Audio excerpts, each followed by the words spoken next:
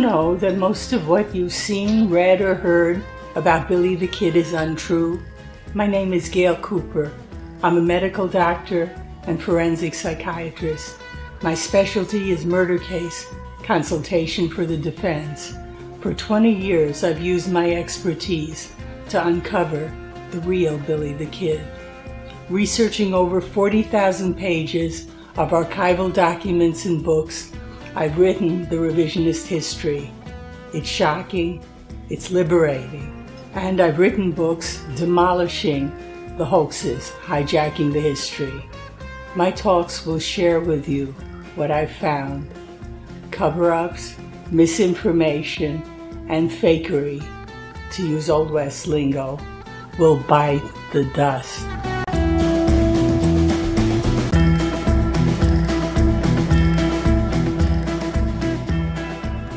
New Mexico Territory Governor Lew Wallace did not issue Billy Bonney a promised pardon in 1879 after Billy had fulfilled his side of their bargain by testifying against Santa Fe ring murderers of anti-ring attorney Houston Chapman. Not abandoning hope, Billy wrote one letter to Wallace the next year, dated December 12, 1880.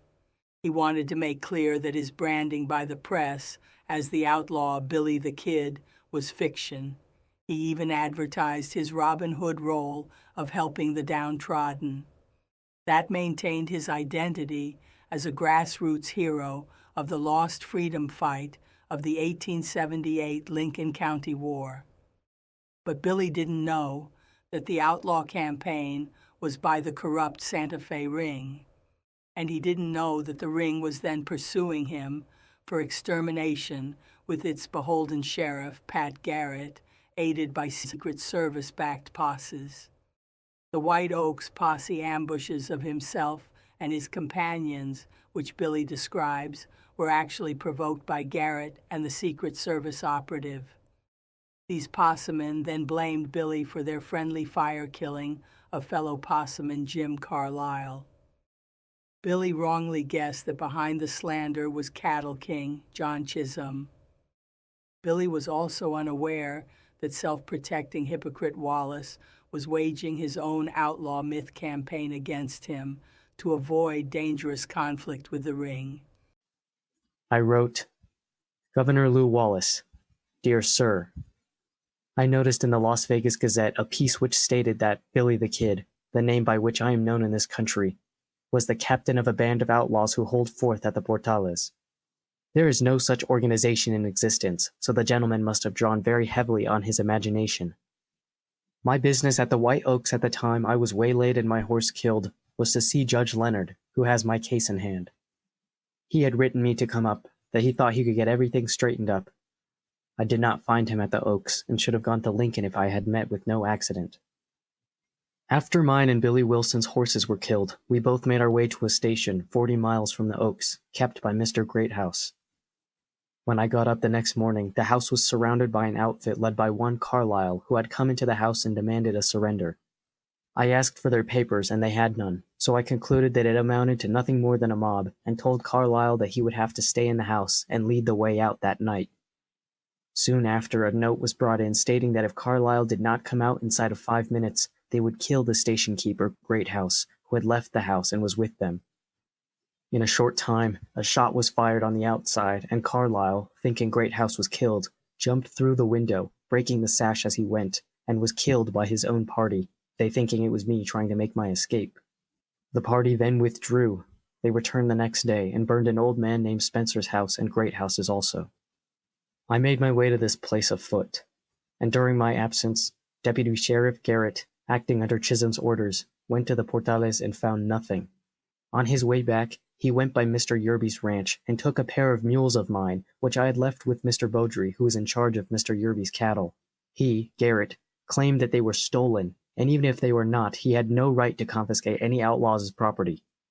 Billy was correct to think that Pat Garrett, elected the month before as Lincoln County Sheriff, had merely been made a deputy sheriff until becoming sheriff in January of 1881. After that, Billy assumed that Garretts Jurisdiction would be limited to Lincoln County, not San Miguel County, where he stayed at Fort Sumner.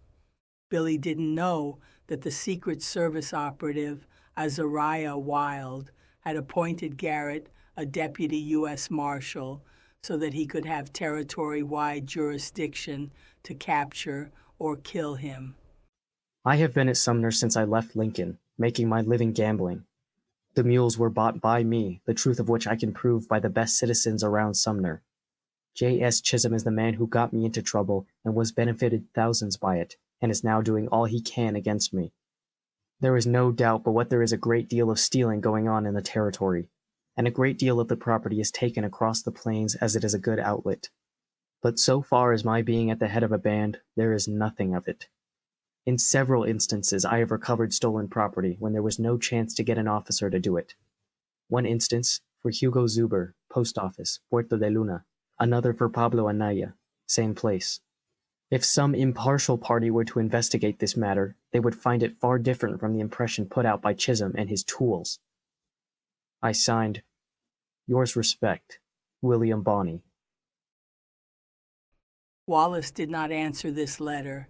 His chilling response was to contact Secretary of State William Rich the next day, December 13, 1880.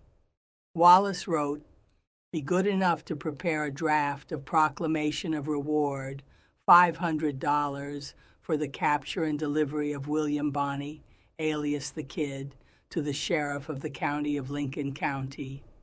On December 22, 1880, Wallace's notice was published in the Las Vegas Gazette, the very newspaper that Billy said was publishing lies about him. It said, "Billy the Kid, $500 reward. I will pay $500 reward to any person or persons who will capture William Bonney, alias the Kid, and deliver him to any sheriff of New Mexico. Satisfactory proofs of identity will be required." It was signed, Lew Wallace, Governor of New Mexico. So by that December 12, 1881, Billy had only 10 days left before capture by Secret Service-aided Pat Garrett, and Billy had only 7 months and 2 days before Garrett finally succeeded in killing him 63 days later than Billy's intended killing by hanging, canceled by his jailbreak.